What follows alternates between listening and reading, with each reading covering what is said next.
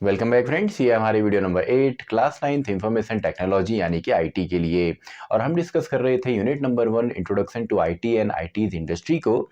और इस video series की प्रीवियस वीडियो में हमने डिस्कस किया था आईटी एप्लीकेशंस को। तो वेरियस आईटी की एप्लीकेशंस हमने डिस्कस करी थी। तो अगर आपने प्रीवियस वीडियोज़ नहीं देखी हैं, उनके नोट्स आपके पास नहीं हैं, तो पूरी जो प्लेलिस्ट है उसका लिंक आपको डिस्क्रिप्शन बॉक्स में मिलेगा, वहाँ पर आप चेक कर सकते हैं। और इस वीडियो में भी फाइनली हम यहाँ पे फाइनल हमारे आईटी के एप्लीकेशंस को समझने वाले हैं। तो सबसे पहले इन टॉपिक्स को हम यहाँ पे समझेंगे और इस वीडियो के जो नोट्स हैं वो भी आपको डिस्क्रिप्शन बॉक्स में मिलेंगे। तो यहाँ पे भी हमको डिस्कस करना है आईटी के एप्लीकेशंस ही। तो टॉपिक हमारा सेम है, हम यहाँ पे डिस्कस करने वाले हैं आईटी एप्लीकेशंस। IT applications. तो पहले हम देखेंगे कि आईटी या इंफॉर्मेशन टेक्नोलॉजी का क्या रोल है, किस तरीके से इम्पैक्ट करती है आपका हेल्थ केयर इंडस्ट्री को। तो टॉपिक हमारा है सबसे पहले IT in health care industry या हेल्थ केयर सेक्टर। तो हेल्थ केयर इंडस्ट्री या मेडिकल साइंसेज के अंदर आईटी का क्या रोल है। देखिए, आईटी ने प्रीवियस कुछ ईयर में हेल्थ केयर इंडस्ट्री पे एक काफ़ी पॉजिटिव इम्पैक्ट किया है, काफ़ी तरीके से चेंजेज करे हैं, भले वो आपका मेडिकल इंडस्ट्री हो या आपका हेल्थ केयर सर्विसेज हो। तो यहाँ पे सबसे पहला पॉइंट तो हम यही बना सकते हैं क्या कि it has a positive impact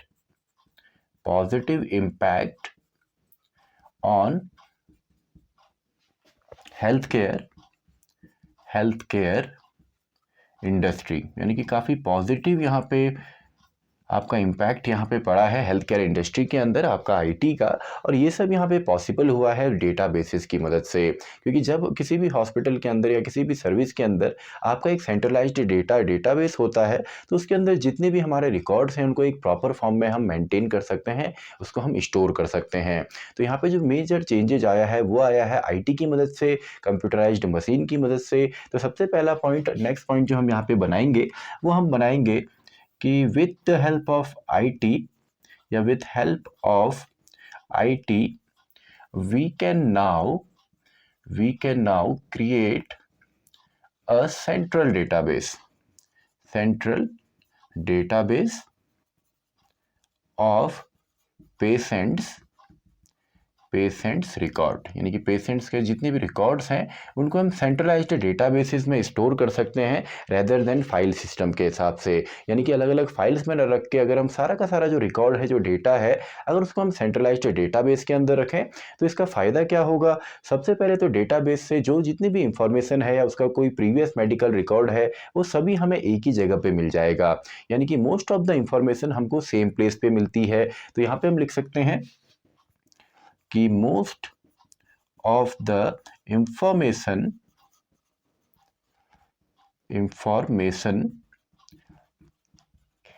is available at once. तो सारी की सारी जो इंफॉर्मेशन है, उसके प्रीवियस मेडिकल रिकॉर्ड्स हैं, उसकी मेडिसिन्स के रिकॉर्ड्स हैं, वो सभी हमको एक सेंट्रलाइज्ड डेटाबेस में मिल जाएंगे या एक ही जगह पे मिल जाएंगे।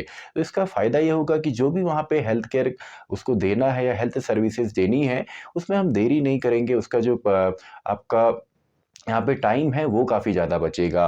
और नेक्स्ट यहाँ पे है कि अगर सेंट्रलाइज्ड डेटाबेस हुआ तो यहाँ पे रिस्क भी कम हो जाता है, क्योंकि जहाँ पे जो स्पीड होगी हेल्थ केयर सर्विस को देने की वो भी काफ़ी इम्प्रूव होगी। तो जो आपका यहाँ पे रिस्क हैं, जो लाइफ थ्रेटनिंग आपके रिस्क हैं, वो भी काफ़ी ज़्यादा रिड्यूस हो जाएंगे, क्योंकि सारा डेटा हमारे पास एक ही बार में है या एक ही जगह पे है। तो यहाँ पे लिख सकते हैं हम कि इट रिड्यूसेस रिस्क, यानी कि रिड्यूस करता है आपके रिस्क को। तो आई होप आपको बेसिक तो यहाँ पे समझ में आया होगा कि डेटाबेस, या अगर हम एक डेटाबेस की मदद से यहाँ पे किसी भी पेशेंट्स का रिकॉर्ड जो है वो मेंटेन करते हैं तो एक ही प्लेस पे सारी इंफॉर्मेशन हमको मिलती है, तो जो रिस्क है या जो मेडिकल ट्रीटमेंट वहाँ पे देना है वो काफ़ी जल्दी हो जाता है। और इसके अलावा जैसे जैसे एडवांसमेंट आपकी हो रही है आपका कंप्यूटर हार्डवेयर के अंदर एंड सॉफ्टवेयर की मदद से, या जो डिफरेंट मशीन्स यहाँ पे अवेलेबल है, तो उनकी मदद से भी जो हेल्थ केयर सर्विसेज हैं वो हम काफ़ी जल्दी से यहाँ पे दे सकते हैं। तो कुछ यहाँ पे मशीन्स हैं, बिकॉज ऑफ जो एडवांसमेंट हुआ है, जो अपडेशन हो रहा है आपका मशीन्स के ऊपर, तो कुछ मशीन्स भी यहाँ पे हैं। जैसे यहाँ पे आपको एक मशीन आती है एमआरआई, इसको हम बोलते हैं मैग्नेटिक रेजोनेंस इमेजिंग मशीन। और ये मशीन सिंपली आपका यूज़फुल होती है जब हम एमआरआई मशीन्स यूज़ करते हैं, तो जो इंटरनल ऑर्गन्स हैं उसका जो 3D प्रिंट आउट है या जो डिजिटल उसका प्रिंट आउट है वो हमको यहाँ पे मिलता है। यानी कि डिजिटल फॉर्म में इंटरनल ऑर्गन्स हमारे जितने भी हैं उसका एक कंप्यूटर मॉनिटर पे या स्क्रीन पे सारा का सारा डेटा आ जाता है। तो ये मेनली आपका इमेजिंग करने में हेल्पफुल है इंटरनल ऑर्गन्स की। तो ये यहाँ पे एक मशीन है। इसके अलावा एक मशीन यहाँ पे आती है जिसको हम कैट बोलते हैं, जिसको हम सिंपली हम बोलते हैं कंप्यूटराइज्ड एक्सियल टोमोग्राफी मशीन। तो ये मशीन हमको हेल्प करती है 3D जो आपका स्ट्रक्चर है उसको देने में, यानी कि जितने भी ह्यूमन पार्ट्स हैं, बॉडी पार्ट्स हैं, उनका अगर 3D हमको ब्लूप्रिंट चाहिए होता है तो हम इसी मशीन का यूज़ करते हैं। इसके अलावा आपका ब्लड शुगर है या ब्लड प्रेशर है, आपका EMI ECG मशीन है, ये जितनी भी मशीन्स हैं इन सभी का हम यूज़ करते हैं हेल्थ केयर इंडस्ट्री के अंदर या मेडिकल फील्ड के अंदर। यानी कि ब्लड शुगर आप बोलिए, ब्लड शुगर है या ब्लड प्रेशर आपका है, तो इनके लिए आपकी मशीन्स हैं। इसके अलावा और भी काफ़ी एडवांस मशीन्स हैं ये बेसिकली पॉसिबल हुआ जब हार्डवेयर में यहाँ पे डेवलपमेंट हुआ, आपका वेरियस एप्लीकेशंस यहाँ पे आए।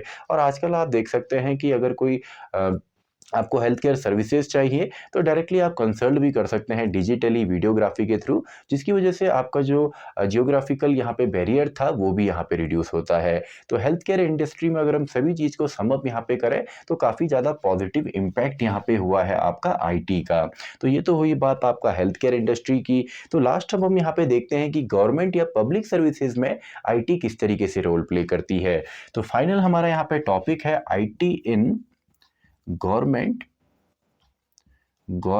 And public services. तो देखिए जब भी गवर्नमेंट की बात आती है, गवर्नेंस की बात आती है, तो IT भी यहाँ पे एक मेजर रोल प्ले करती है। और यहाँ पे गवर्नमेंट भी जितना भी सिटीजन्स का डेटा है वो भी आपका कोशिश कर रही है कि उसको एक सेंट्रलाइज्ड डेटाबेस में रखा जाए, ताकि ज़रूरत पड़ने पर हमको यहाँ पे फाइल टू फाइल जंप ना करना पड़े, एक सेंट्रलाइज्ड डेटाबेस से हम सारा का सारा डेटा जो है वो निकाल सकें। तो देखिए सबसे बड़ा फ़ायदा तो IT का हर एक चीज़ में यही है कि एक डेटाबेस के अंदर हम यहाँ पे डेटा को स्टोर कर सकते हैं, ताकि ज़रूरत पड़ने पर हाई स्पीड में या हाई स्पीड के अंदर वो डेटा हमको वापस रिट्रीव हो सके। तो इसमें हम बोल सकते हैं कि सबसे पहला तो यही है सेंट्रल डेटाबेस